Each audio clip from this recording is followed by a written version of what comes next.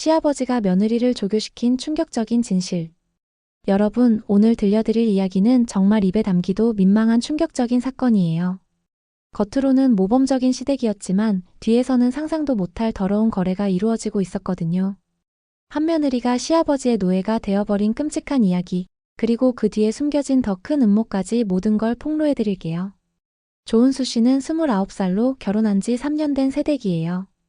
남편 재민 씨와 시부모님과 함께 살고 있는데 처음엔 정말 화목한 가정인 줄 알았어요. 시아버지 박 회장은 60살로 중견기업을 운영하는 성공한 사업가였어요.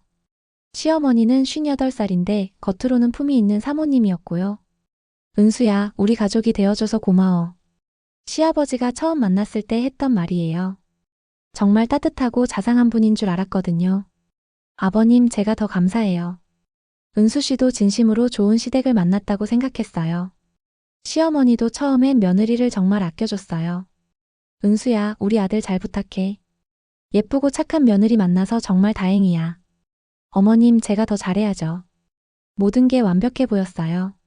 하지만 결혼 1년 후부터 이상한 일들이 벌어지기 시작했어요.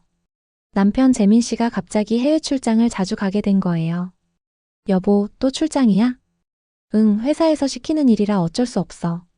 이번엔 얼마나 갈 거야? 한 달 정도. 한 달씩 집을 비우는 일이 잦아졌어요. 그럴 때마다 시아버지의 태도가 조금씩 바뀌기 시작했어요. 은수야, 재민이 없으니까 심심하지? 아버지가 상대해줄까? 처음엔 그냥 며느리를 챙겨주시는 거라고 생각했어요. 괜찮아요, 아버님. 집안일 하면서 지내고 있어요. 그래도 젊은 사람이 혼자 있으면 외로울 텐데.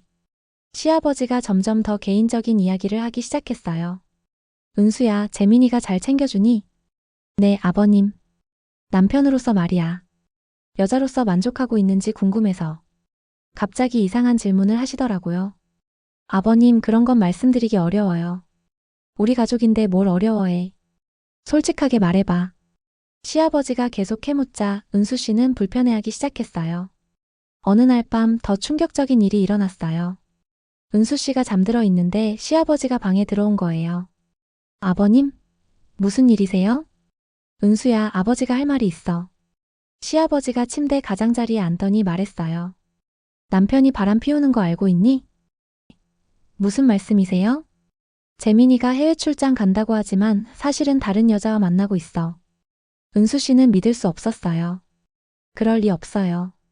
증거라도 있으세요? 시아버지가 핸드폰을 꺼내서 사진들을 보여줬어요. 재민 씨가 모르는 여자와 친밀하게 지내는 사진들이었어요. 이게 뭐예요? 재민이가 1년 전부터 그 여자와 동거하고 있어. 해외 출장은 핑계고 실제로는 그 여자 집에서 지내는 거야. 은수 씨는 충격의 말이 나오지 않았어요. 왜 이제야 말씀하세요? 상처받을까봐 말 못했어. 하지만 이제는 알아야 할 것 같아서. 시아버지가 은수 씨 어깨에 손을 올리며 말했어요. 은수야, 넌 아무 잘못이 없어. 재민이가 바보야. 아버님. 너처럼 예쁘고 착한 여자를 두고 다른 여자를 찾다니. 시아버지의 손이 점점 더 깊숙이 들어왔어요. 아버님, 이러시면 안 돼요. 은수야, 나도 남자야. 널 보면 마음이 흔들려. 아버님, 제발. 재민이는 널 버렸어. 그럼 아버지가 널 지켜줄게. 은수 씨가 거부하려고 했지만 시아버지는 강제로 밀어붙였어요. 소리 지르면 어머니가 깨어날 거야. 그럼 네가 나를 유혹했다고 할 거야. 그런 말도 안 되는. 누가 믿어주겠어? 며느리가 시아버지를 유혹했다고 하면 집에서 쫓겨날 거야. 시아버지가 협박하기 시작했어요. 그날 밤 은수 씨는 정말 끔찍한 경험을 했어요. 다음 날부터 시아버지의 태도가 완전히 달라졌어요. 은수야, 어젯밤 일은 우리만의 비밀이야. 아버님, 다시는 그런 일이 없어야 해요. 그럼 재민이한테 네가 날 꼬셨다고 말할까? 그건. 시아버지가 은수 씨를 완전히 조종하기 시작한 거예요. 오늘 밤에도 아버지 방으로 와. 아버님, 안 돼요. 그럼 네가 날 유혹했다고 말하고 집에서 내쫓을 거야.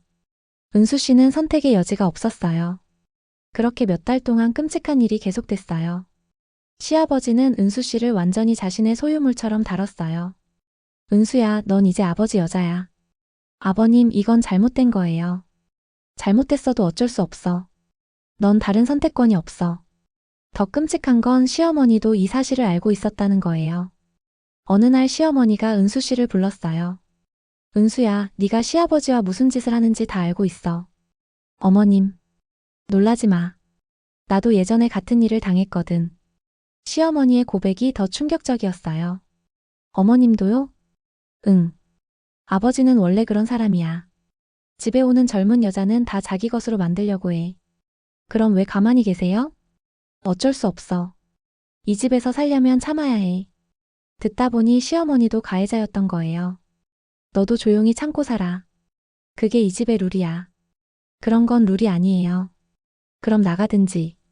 하지만 나간다면 빈손으로 나가야 할 거야. 은수 씨는 정말 절망적이었어요. 그런데 더 큰 음모가 숨어 있었어요. 사실 재민 씨의 바람도 시아버지가 조작한 거였어요. 재민아, 네가 해외 연수를 받으면 회사에서 승진시켜 줄게. 시아버지가 아들을 보내놓고 며느리를 혼자 남겨둔 거였어요. 그리고 보여준 바람 피우는 사진들도 다 조작된 거였고요. 이 모든 사실을 은수 씨가 알게 된 건 우연한 기회였어요. 시아버지 서재에서 청소를 하다가 비밀 금고를 발견한 거예요. 안에는 조작된 사진들의 원본과 계획서가 들어 있었어요.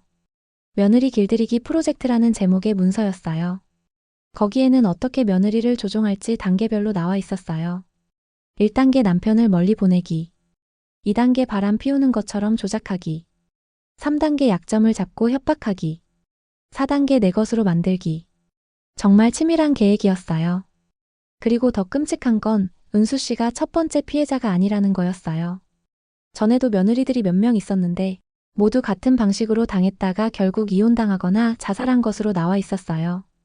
이 악마 같은 놈들. 은수 씨는 분노로 떨었어요. 그날 밤 은수 씨는 모든 증거를 복사해뒀어요. 그리고 남편 재민 씨한테 모든 걸 털어놨어요. 여보, 정말이야? 재민 씨가 충격을 받았어요. 아버지가 그런 일을 했다고? 응. 여기 증거도 있어. 은수 씨가 문서들을 보여주자 재민 씨는 분노했어요. 이 미친 인간들이. 재민 씨는 즉시 집으로 돌아와서 아버지를 추궁했어요. 아버지, 은수한테 무슨 짓을 한 거예요? 재민아, 뭔 소리냐?